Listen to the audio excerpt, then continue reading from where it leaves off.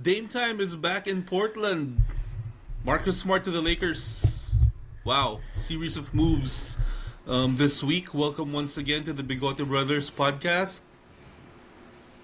Back once again at you with another free agent update within the NBA. So, man, you know what? I'll start with this. I think it's a great homecoming for Dame. Right. Yeah. You know, Did you expect it to happen after that no, public no. divorce that they had? No, not really, not really. But I kind of thought that I kind of thought that Milwaukee kind of did him dirty. Like I mean, Miles Turner's great addition for them, but man, the way they just let him go like that's just I don't know. Well, I kind of felt they did him dirty. what happened there, I believe, is just a lot of mismanagement and bad luck, to be honest. So first off, they let Giannis dictate the coach. Right? Right? Remember they had a good streak running, and then they fired, I believe it was Adrian Griffin, Asian Griffin, yeah. and they hired Doc Rivers. Of all Yeah. people, they hired Doc Rivers, right? That Yeah. was the first bad move. They let Giannis dictate the coaching, and even so, you don't hire Doc Rivers of all Yeah. people.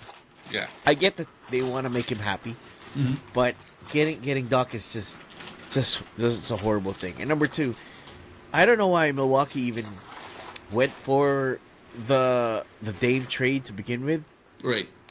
because I don't know if you remember the noise around that off season, right? Dame wanted to go to Miami, but then for some reason Milwaukee, of all people, they jumped in to get Dame. Yeah. And Dame on a conceptual level, it Dame and Giannis really didn't work, No. because Giannis is better as someone who's running your offense. Right. He's better off of collapsing the defense and making and distributing to everybody. That's what his game is, and Dame is not a spot up shooter. That's kind of where it went. So they either go give it to Dame or give it to Giannis and let them dictate, and that's just not going to work with the spacing that they have, because Giannis isn't a good shooter.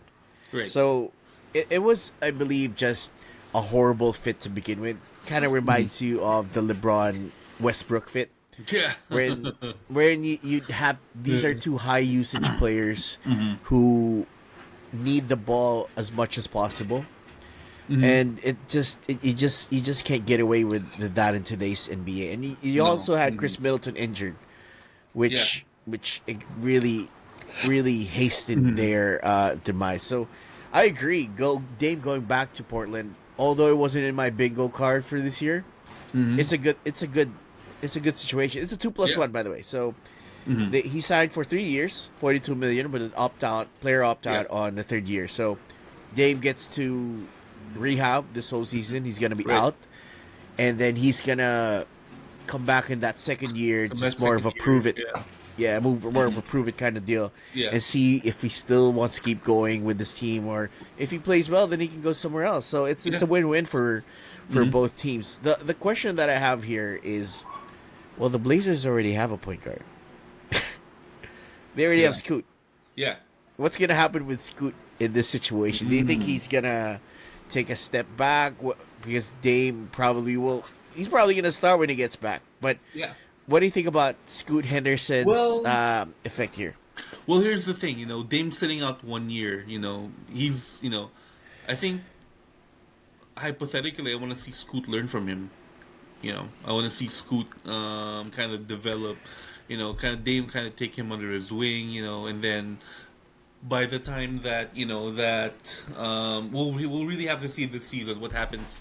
How is Scoot Henderson gonna be performing this season, and then next year when Dame comes, then we can kind of talk like where is he gonna fit in the rotation? We gotta all see how Dame plays.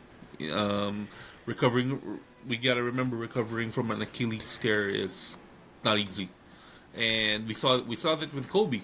We saw that with the way he returned. I remember that first game we were playing the Raptors, and he was passing the ball. You know, he was looking to pass first, not really looking to get some lift off of that leg yet.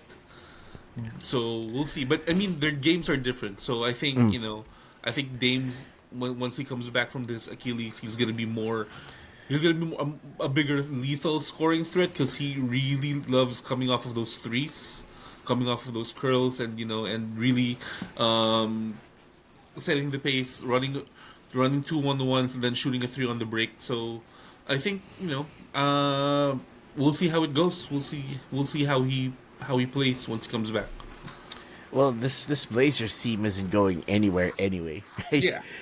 They got Yeah. you essentially got Yeah. as you mentioned Scoot learning. I think this is Yeah. I agree. This is very a good barometer for who's gonna go next because you have number one Damian Lillard, one of the best scoring point guards the league has ever seen, Yeah. and you have Drew Yeah. Holiday, one of the best Best defensive point defensive guards point the guard. league has ever seen. Yeah.